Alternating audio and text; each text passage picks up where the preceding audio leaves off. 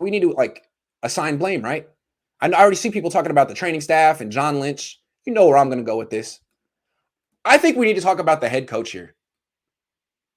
Coming into training to OTAs, I said the most important thing for Kyle Shanahan was to not get people hurt. And he said after the first OTA practice, when he was like, "Well, why was the practice so short?" He's like, "Well, these guys aren't in football shape, so I want to have a shorter practice." The length of the practice isn't relevant. What's relevant is the intensity and the tempo of practice. That's what the head coach is in control of. And it seems pretty freaking clear that the intensity of these practices in June was too much. I mean, I don't know how Tavarius Moore and Justin School suffered these season-ending injuries. I have no idea. But Jeff Wilson Jr. tore his standing up in the locker room. I mean, all these guys who've pulled hamstrings and groins, that's a clear sign that they were not ready for the intensity of these practices. I mean, it seems to me that what Kyle still hasn't figured out is that, I mean, getting players injured in games is part of football. You can't avoid it.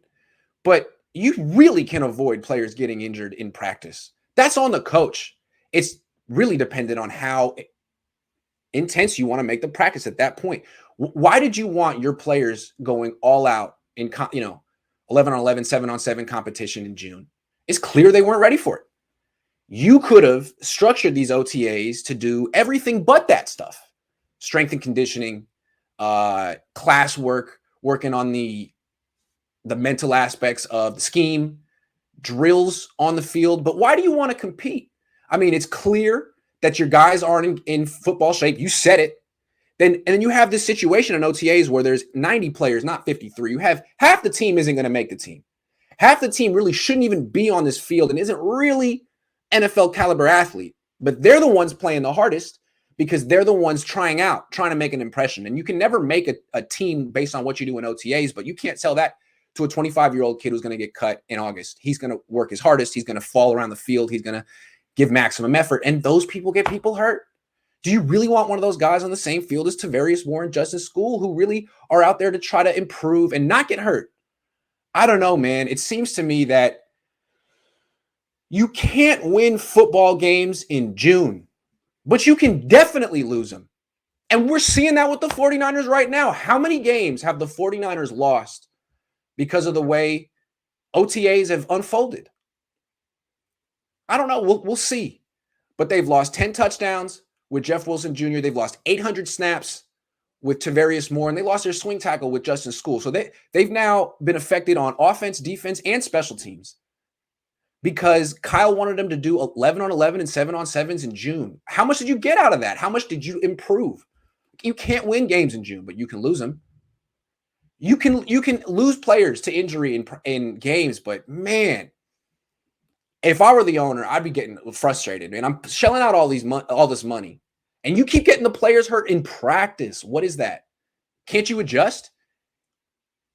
You said yourself they're not in football shape. So why are they doing 11 on 11s and 7 on 7s? You can't do that at 80%. That's 100%. That's where these tweaks are going to come. That's where big ruptures are going to come for other players.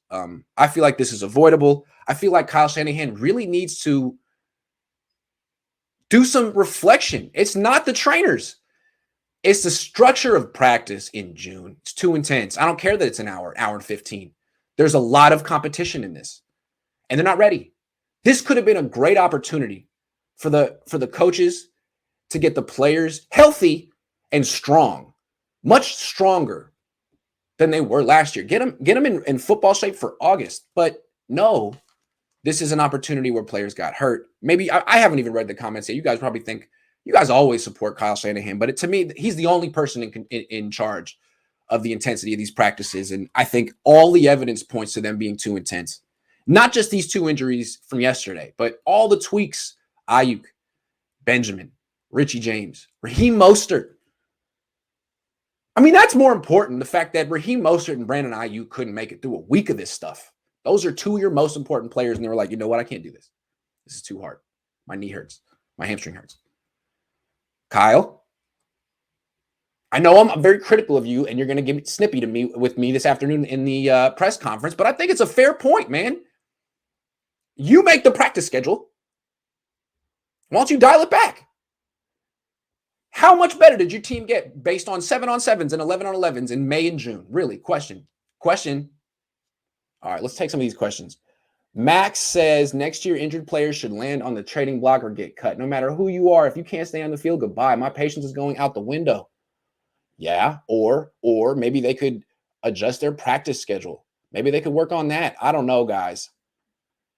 I mean, it just feels like if I were the owner, anything to stay off John. Wow. I mean, this is John's fault. I mean, John doesn't. Oh man, how is this John's fault? Justin School got hurt is John's fault. John doesn't structure practices. John's not on the field. Justin School didn't have a prior injury history before they got him. Neither did Tavarius Moore. How is this John's fault? How can you not blame the coach? I'm saying if Al Davis were alive, if Eddie DeBartolo were running this team, he would be pissed at the coach. How are you getting these players hurt in practice? It's June. What are you doing? 8 years in a row? Matt H says, good thing we didn't sign Julio after all. We should have cap space to sign viable backups at safety and tackle. Yep. The Niners definitely do have cap space to handle this, and good thing they signed Tony Jefferson. George Yu says, never wish injuries on anyone, but if the trend continues, might actually see Trey Lance start sooner rather than later, unless he also gets injured. God, what a bleak thing to say, and yet probably the realest thing, and probably the thing that's on everyone's mind right now. Oh, it just, I mean, like today is bleak because it's really sinking in like, man, this issue isn't going away. And it's not bad luck. The Niners are culpable here. Maybe John Lynch is, I mean, I'm sure they're all culpable. John Lynch has his hand in this. But what happened yesterday, to me, that's the head coach structuring practices too intensely in June. You can definitely point to John in other areas, but what happened yesterday was on, I mean, I wasn't there. So I don't know how these guys got hurt. Let me just put it that way. But I look at the whole OTAs, Ayuk and Mostert and James Omai getting hurt early. Kyle saying they weren't in football shape, and yet they're still competing. Nah. I don't think that makes any sense to me. This is avoidable. This is all avoidable.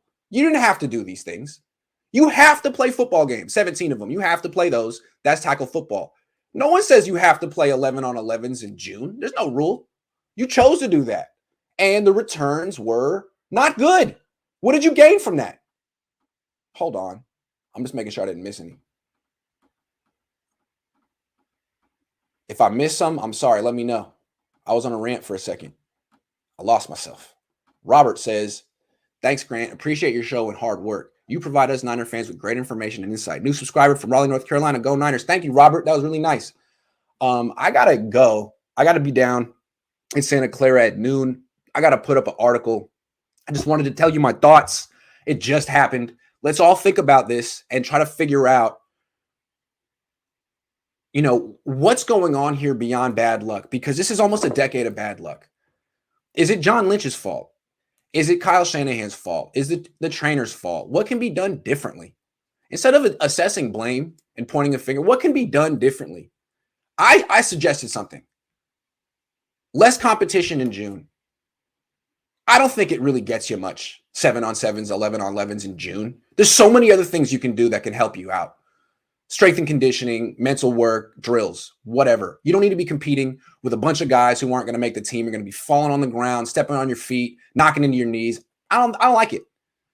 I don't like it, especially for a team that just needs to get healthy, that just needs to get to the season in one piece. Maybe dial it back until August. But if you guys have a different suggestion, I'm all ears. We'll be talking about this all offseason, right? So think about it. What the Niners need is solutions here, not necessarily finger pointing, although it's all implied. What is the solution here, man? They got to practice today. How do they make sure this doesn't happen today? And again, later this week. And then mini camps next week. What do they got to do differently? Or do they just keep doing practice the same and be like, hey, man, you get hurt, you get hurt. That's the NFL. Tell me. I want to know the answer. All right, I'll see you guys later today after practice.